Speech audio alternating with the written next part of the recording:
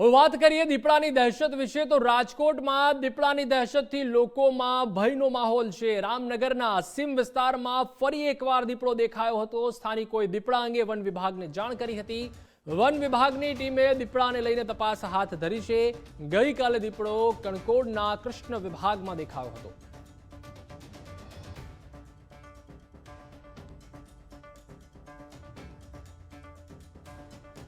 અત્યારે બધા રામનગર કણકોટ કૃષ્ણનગર બધે ભાઈનો વાગુદળ બધે ભાઈનો માહોલ છે।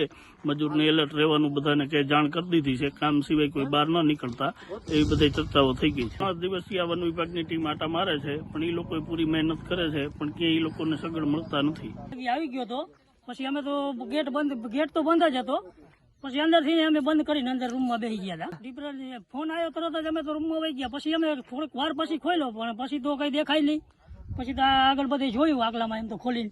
રાજકોટ શહેરના ગ્રામ્ય વિસ્તારો આસપાસના જે વિસ્તારો છે તેમાં છેલ્લા 3-4 દિવસથી દીપડો દેખાયા હોવાના સમાચાર છે તે વહેતા થયા છે। મુંજકા ગામ હોય, ત્યારબાદ કણકોટ હોય ને હવે કણકોટની બાજુમાં આવેલ રામનગર હોય, આ તમામ જગ્યાએ એક દિવસો દિવસ જે ક્રમશઃ વાત મળી રહી છે કે દીપડો છે તે સ્થાનિક જે ગ્રામ્ય વિસ્તારના ખેડૂતો છે તેમણે જોયો છે અને તેના લીધે લોકોમાં એક તરફ ભયનો પણ માહોલ છે તો બીજી તરફ વન વિભાગ છે તે પણ કામગીરીએ લાગી ગયું છે।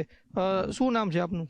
જિગ્નેશ લાલજીભાઈ ડોબરિયા। જિગ્નેશભાઈ, કઈ રીતના ખબર પડી કે અહીંયા દીપડો આવ્યો છે? સાંજે એક મજૂરે જોયો, મજૂરે ગામમાં જાણ કરી અને ત્યારથી અમે વન વિભાગને જાણ કરી। વન વિભાગના કર્મચારીઓ આવ્યા 8:30 વાગે। 6:30 એ મજૂરે જોયો હતો દીપડો જોઈને મજૂર તો બી ગયો હતો એટલે પાછો એ રૂમમાં વયો ગયો હતો અને 8:30 વાગે કર્મચારીઓ આવ્યા વન વિભાગના, એટલે અમે બધા હાજર રહીને અને અહીં આજુબાજુમાં બધા લાઇટો કરીને જોયું, પણ ત્યારે કઈ જોવા મળ્યું નથી। છેલ્લા 3-4 દિવસથી તમે સમાચારમાં પણ જોતા હશો કે આજુબાજુના વિસ્તારમાં કણકોટ હોય, મુંજકા હોય જોવા મળે છે।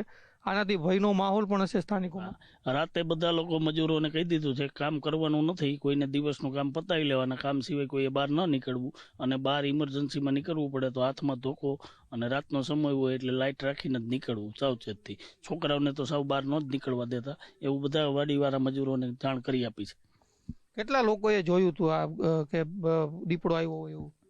એટલે આમ તો એક મજૂરે જોયો, પછી ત્યાર પછી વાડીવાળા બધા ભેગા થયા, ત્યાં તો દીપડો નાસી છૂટ્યો હતો। આ બાજુ ગયો હોય એવું અત્યારે લાગે છે, કેમ કે આ સગડ પણ દેવું એટલે આ વિસ્તાર બાજુ ગયો એવું લાગે છે, પછી અહીંયાથી પછી કઈ બાજુ નીકળી ગયો હોય ભાઈ બહુ ખ્યાલ મને પહાડ વિસ્તારમાં કે રાવકી બાજુ નીકળી ગયો હોય ખબર નથી। પછી વન વિભાગના અધિકારીઓ આવીને શું કીધું તમારે? શું વાત થઈ? એ લોકો એ તો પછી રાતના તો કઈ એવા સગડ બધું જેને જોવા નતો મળ્યા, એને બીજું કે સગડ અમને જોવા નથી મળતા, પણ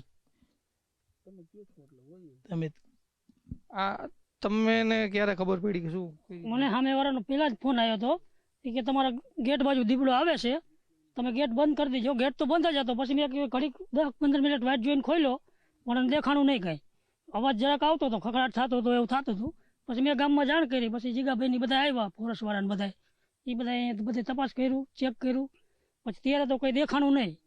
પછી તો રાતનો સમય હતો, પછી તો કંઈ દેખાય નહીં આ બધે।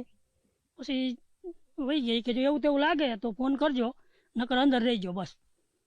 દીપડો વધારે ખતરનાક કહેવામાં આવે છે અન્ય પ્રાણીઓ, કેમ કે માનવ વધ વધારે કરતું હોય છે, તો ચોક્કસપણે લોકોને સાવચેતીની સૌથી જરૂર છે અત્યારે। હા, સાવચેતીની જરૂર છે જ અત્યારે। અમારે તો હું રાતના ખેડૂને રાતે જ પાણીવાળું લાઇટ રાતે જ આવે છે। દિવસની લાઇટ આવતી હોય ને તો થોડીક અત્યારે તો સારું છે કે દિવસની લાઇટ આપે, પણ રાતે લાઇટ આવે તો પાણીવાળો જઈએ કે નહીં, અત્યારે બધું પિયત કૂવા ઉપર જ હોય છે।